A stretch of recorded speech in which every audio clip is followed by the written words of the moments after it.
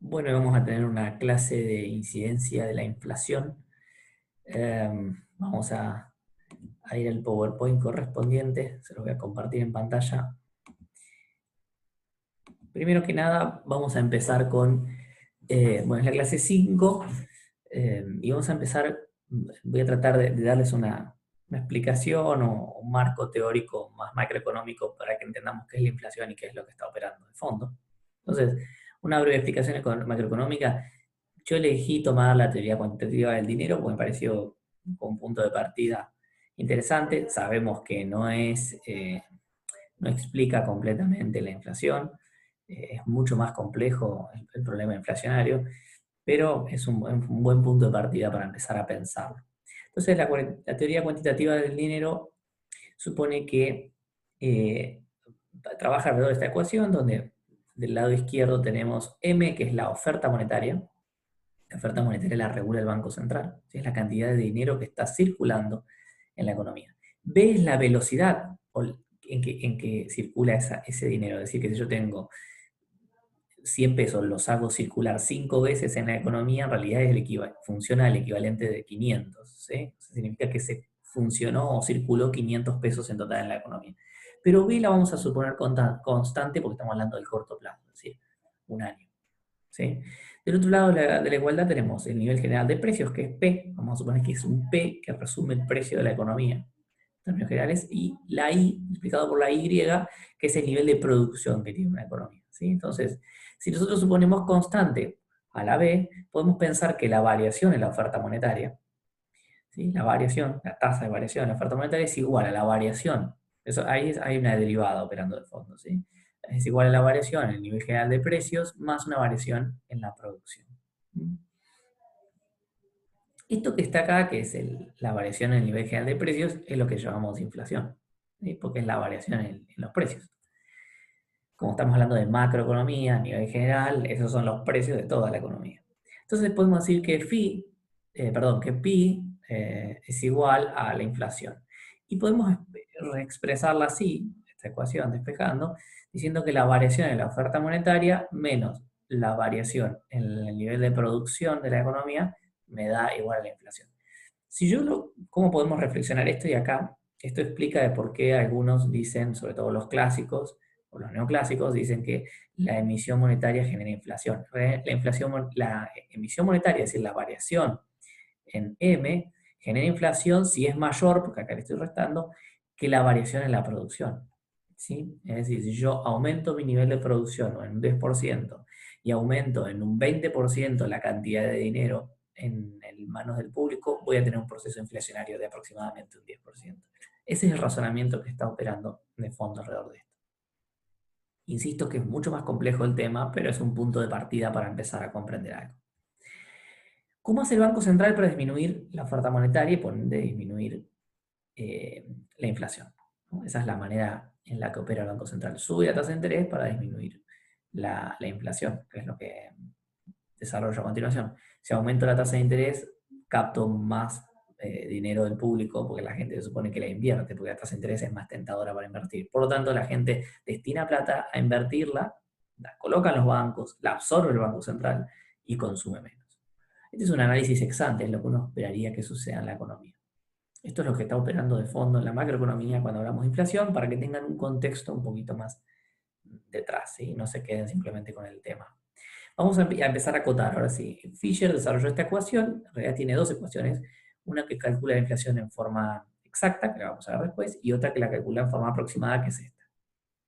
En relación a las tasas de interés nominales o tasa de interés, vamos a hablar para no confundir con la nominal que vimos antes, la tasa real, ¿sí? La tasa real en este caso, vamos a aclarar que esa I es una tasa efectiva, ¿sí? Una tasa de interés efectiva, y que la R es la tasa real de interés y que pi es nuestra inflación.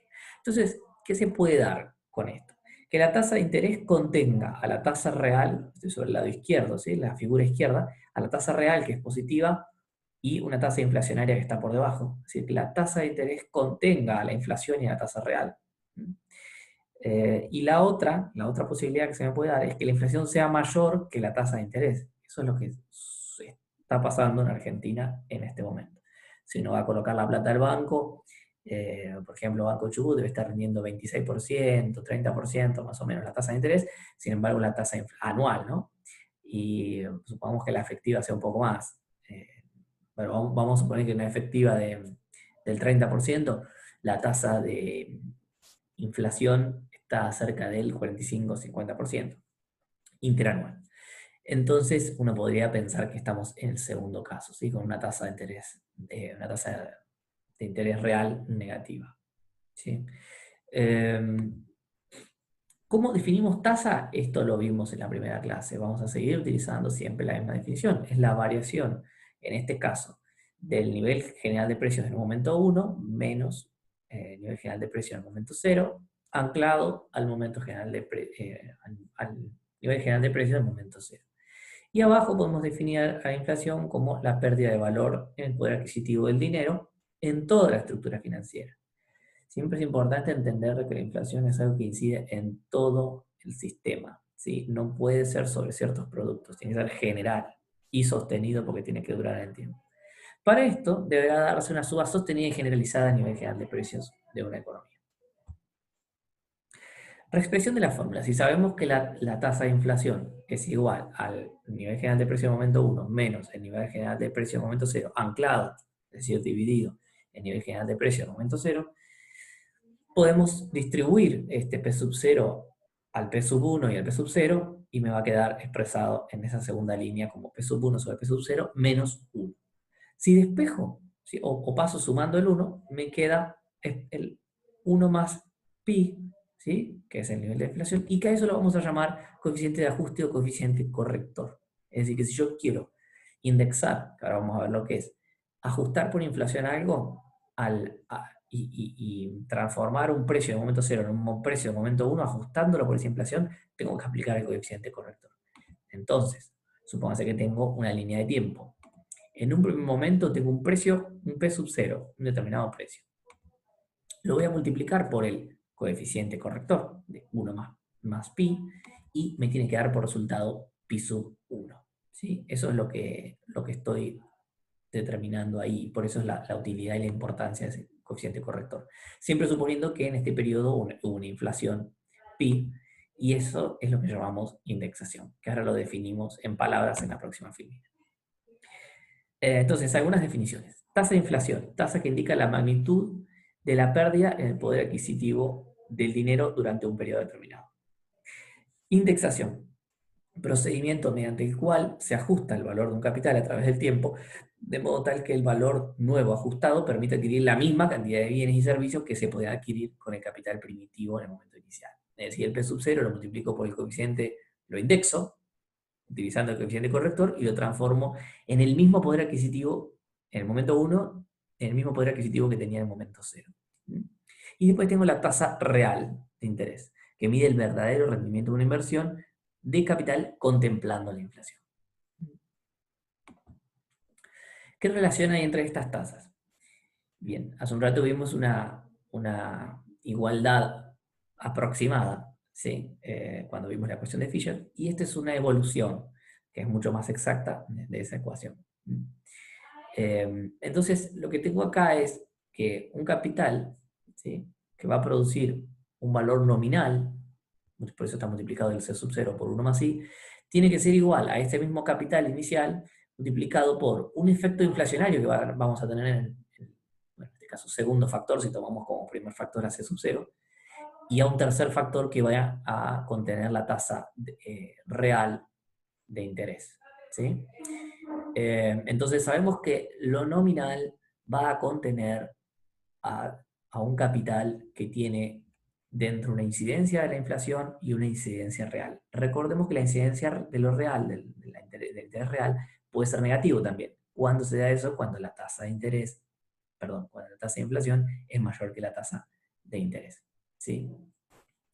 Entonces, esta ecuación es la que nos va a permitir seguir avanzando. Tasa efectiva, entonces, que la coloqué acá a la izquierda, que es la tasa I. Acá tenemos que tener cuidado con la nomenclatura, no es la tasa nominal, es una tasa efectiva. Es lo que me rinde el capital por colocarlo en una inversión cualquiera. La tasa de inflación y la tasa real, que es R. Entonces, si a C sub 0, que lo podemos, se anulan estos C sub 0 en esta igualdad, ¿no? Porque se pasa dividiendo uno por otro lado y desaparecen, podríamos reexpresar la ecuación de esa manera mucho más sencilla, donde tenemos el capital nominal, que es igual a una incidencia de la inflación sobre ese capital, suponiendo que el capital es 1 en este caso, más la incidencia del interés real. Si tratamos de despejar R de esta ecuación, obtenemos la tasa real de interés, ¿sí? Que lo podemos pensar como la tasa nominal descontada por la tasa de inflación, restándole 1. Así nomás sencillo, no tiene más vuelta. A modo de resumen, entonces, porque estamos pensando en la tasa real de interés ahora, el rendimiento efectivo luego de haberle quitado la inflación. Si, primera conclusión, si la tasa efectiva de interés, nuestra I latina, es mayor que la tasa de inflación, entonces tendremos un rendimiento real positivo. Sí, claro, obvio. Si este de acá, del numerador, la I del numerador es mayor que la tasa de inflación, quiere decir que esta división, este cociente, me va a dar mayor que 1. Al restarle 1, R va a ser mayor que 0. Si la tasa efectiva de interés es menor que la tasa de inflación, entonces tendremos un rendimiento real negativo. Y por supuesto que si son iguales, entonces el rendimiento real será nulo.